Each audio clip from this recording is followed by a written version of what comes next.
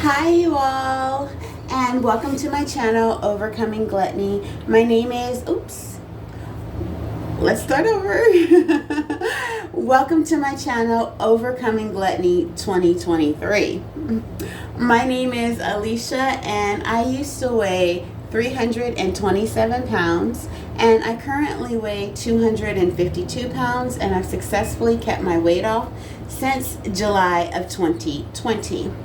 I vlog daily, plus every week I show you what I've meal prepped and all of the food that I have in my household, and we also grow microgreens together.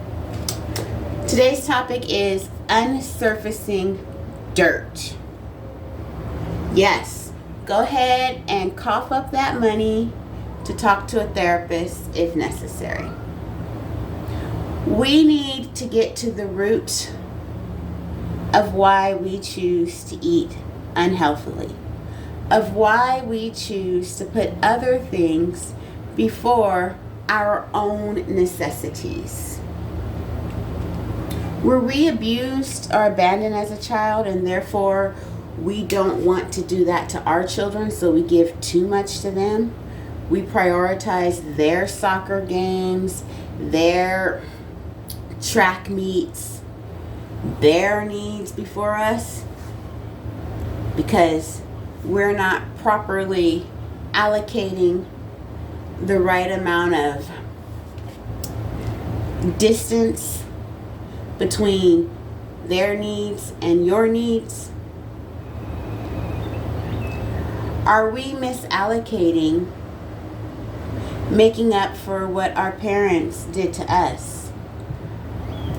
And rather than telling ourselves and comforting ourselves that, oh, I'm being better than what I had, therefore it's acceptable for us to treat ourselves in such a harmful way? Are we producing or participating in those types of behaviors? Are we justifying not taking good care of our bodies because of excuses? Whether it be, oh, I live in a food desert, there's no healthy food here. By the time I get to the grocery store, there's nothing healthy that I can eat or buy. Or I just got this promotion and I really want to do the best that I can, so therefore all my energy is being expended upon a company that doesn't really care about whether I live or die, because to them I'm replaceable. Or do you find comfort in hiding from the fear that you have of taking care of yourself, and the way that you hide from your fear is by taking or putting too much effort into other people?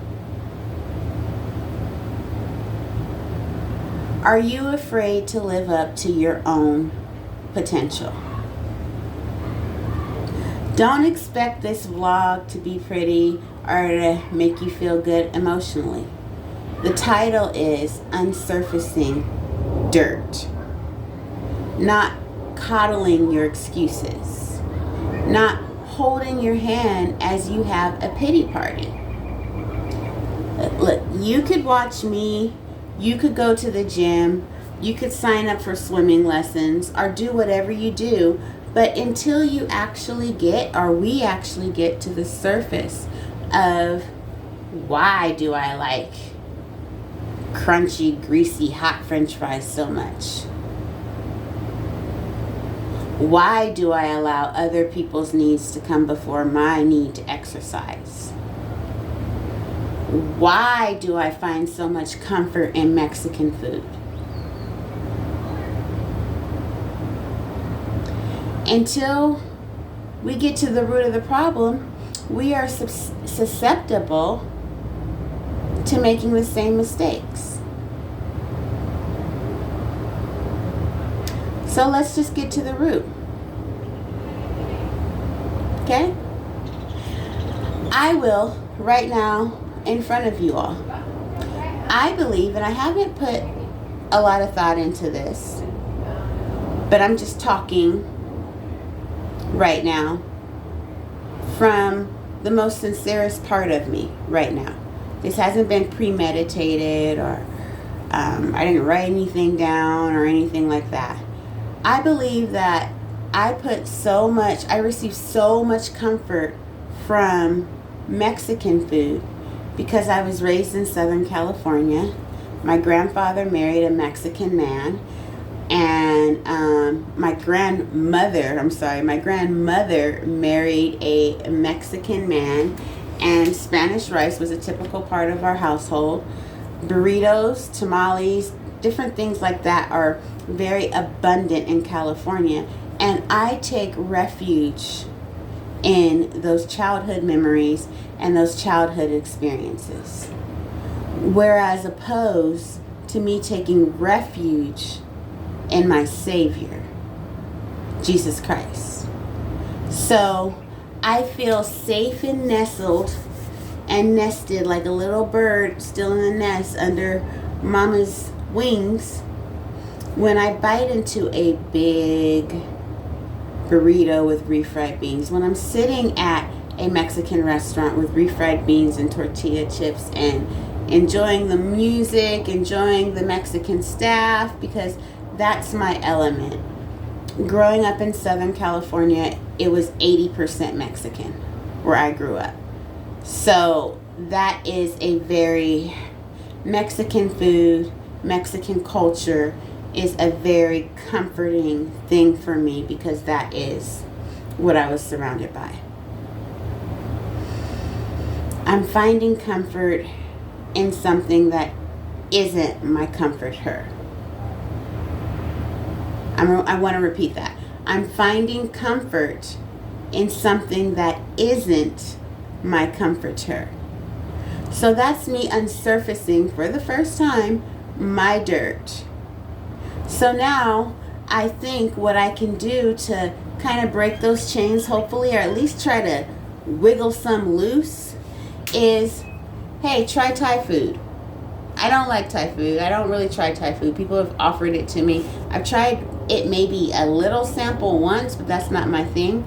But now that I've unsurfaced the dirt behind why do I like Mexican food so much, it's not necessarily because of the taste. Partially because they give you a lot of free food, like free chips and refried beans. But mostly it's because I'm finding nostalgic feelings of my childhood and being comforted by that as opposed to my comforter.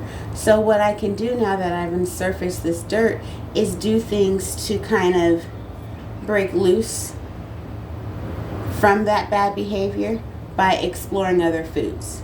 Now, does that mean I start putting my comfort and my my warm, cozy feeling desires into food? No. But it means that I no longer keep building upon that attachment. Instead of building upon the attachment of Mexican food, let me go try some Thai, you know? Let me go try some Jamaican. Because let me go try some, I don't even know how many different types of foods there are out there. Some vegan food at a vegan restaurant. Because I don't want to keep building this one up. Now, I'm not saying that I'm turning to food for emotions. I'm just saying I've identified some dirt and I need to start not continuing to perpetuate that bad behavior that I've held for decades. As I try different types of foods, if I decide to go that route, because honestly, I'm not that thrilled about trying different foods besides Mexican because I still like my Mexican. But if I decide to go that route, my motive, my intention is to avoid perpetuating that bad habit of Mexican food being a soothing source for me. Now, as you're considering unsurfacing dirt, You may feel like I'm not ready to do that. My dramas are so much deeper than some growing up around 80% Latinos. My dramas are so much more deeper than that, and I am not in a space where I can uncover that box, open that can of worms, or open Pandora's box, and I can agree with you that your traumas and your dirt may be a lot more rougher than mine. I can definitely agree with you. But what I do know is that if you continue to keep the dirt unsurfaced, the results and the consequences will be worse.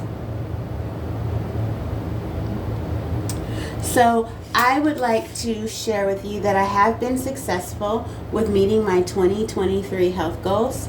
I did have my breakfast consist of 60 ounces of water and 4 servings of raw vegetables, and I walked for an hour before going to work, and I've been successfully completing my goals 96% of the time. And I'd like to read to you a poem that I wrote as something falls on the ground, and it's titled Righteousness. Let me pick this up. Okay. It's titled Righteousness. Righteousness. Righteousness, righteousness, cover me. Righteousness, righteousness, I need to see your ways, and hopefully I'll understand, versus following vain religion spoken by fallen man. I need to see you. You I've got to see. If I only rely on what others tell me, how will I ever be an unshakable vessel of honor for your glorious hand to use? Without knowing who you are, to vain religion, I'm paying dues. Jesus, my King, you I need to see. Not church propaganda, but the real you in me. So thank you so much for watching with me. I appreciate it. Tomorrow we will be talking about being overwhelmed. Being overwhelmed. Kind of wondering, should I read this poem again? Or are we good? Because I made an error and I don't know if I should. Should I read it again? Okay, no, I don't need to. But thank you guys for watching. I'll see you next time on Being Overwhelmed. Bye.